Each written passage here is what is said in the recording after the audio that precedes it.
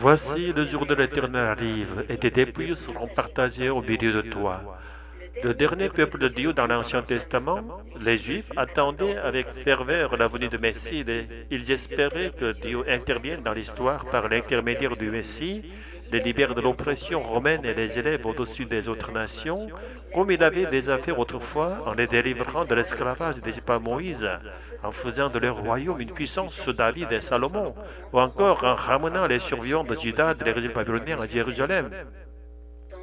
Dans l'Ancien Testament, l'intervention de Dieu passe presque toujours par un intermédiaire, un juge, un prophète, un roi ou un prêtre, tous des hommes au moins porteurs de l'Esprit de Dieu. Le peuple attendait donc la venue ultime de cet oint, le Messie. Mais bien avant la naissance d'Israël de l'époque de Noé, Dieu était déjà intervenu directement dans l'histoire humaine. Lorsqu'il a dit ainsi, en se manifestant dans le temps pour accomplir ses desseins, on parle du jour de l'Éternel. Comme le montre le récit de Noé, ce jour est une promesse de salut et d'espérance pour ceux qui sont choisis par Dieu, mais un jour de jugement et de ruine pour ceux qui persistent dans le péché.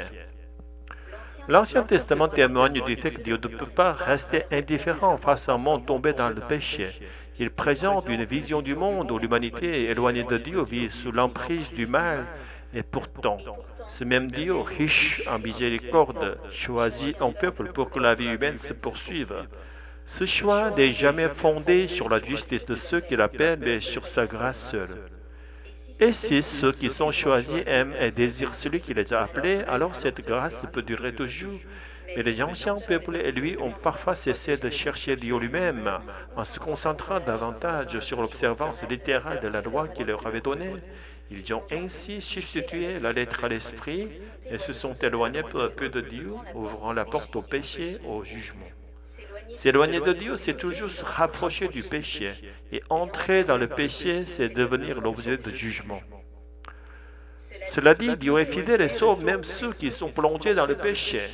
Mais si celui qui a été sauvé retourne volontairement au péché, s'il rejette Dieu malgré les nombreuses occasions de revenir à lui, alors Dieu, en dernier coup, peut aussi le rejeter. C'est ce que nous enseigne l'histoire du peuple d'Israël dans l'Ancien Testament. Ce peuple a été mis à l'écart, cela ne signifie pas que chaque Israélite est rejeté, mais que l'identité nationale d'Israël ne garantit plus le salut. Vouloir obtenir le salut par la stricte observation de la loi de Moïse est une illusion. Aujourd'hui, ceux que Dieu choisit ne sont plus les descendants physiques d'Israël, mais ceux qui le cherchent de tout leur cœur, quelles que soient leurs origines. Ce ne sont plus ceux qui suivent la loi, mais ceux qui sont conduits par l'Esprit. Parmi les Juifs aussi, ceux qui désirent Dieu et suivent la voie du Saint-Esprit seront sauvés tout comme les non-Juifs. Le nom d'Israël n'est plus une garantie de salut, c'est le nom du Saint-Esprit venu à nous par le sang de Jésus est une telle garantie. Et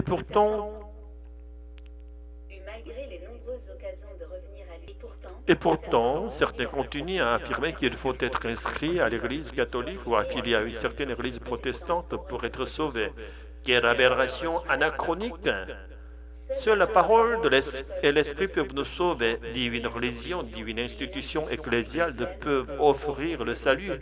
Que nous ne commettions jamais l'erreur de retourner en arrière. Je prie au nom de Jésus que nous restions fermement attachés à cette vérité. Alléluia, Amen.